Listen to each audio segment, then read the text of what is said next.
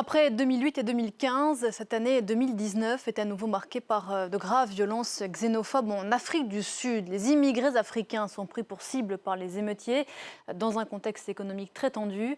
Cette fois, la mort de plusieurs personnes dans un incendie inexpliqué a mis le feu aux poudres.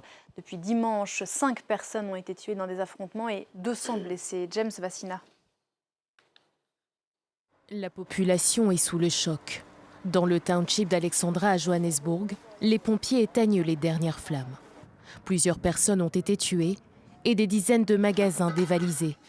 Ce commerçant éthiopien a tout perdu pour la deuxième fois cette année. Quand nous sommes venus vers minuit pour vérifier les magasins, tout, absolument tout avait été pillé. Notre frigo est vide. Nous n'avons plus rien. Nous n'avons pas d'autre choix que de venir ici, la peur au ventre. Des émeutes secouent l'Afrique du Sud depuis dimanche et la mort encore inexpliquée de 3 personnes dans un incendie dans le centre de Johannesburg.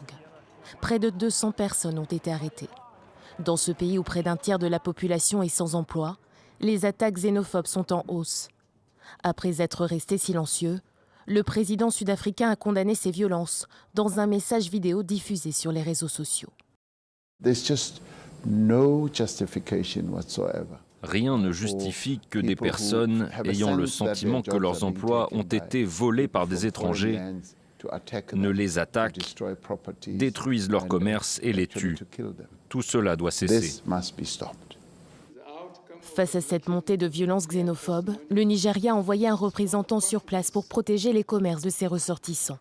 En 2015, le pays avait rappelé son ambassadeur à la suite d'attaques contre des immigrés qui avaient fait 7 morts en Afrique du Sud. Retour en France, ici à Paris, et ce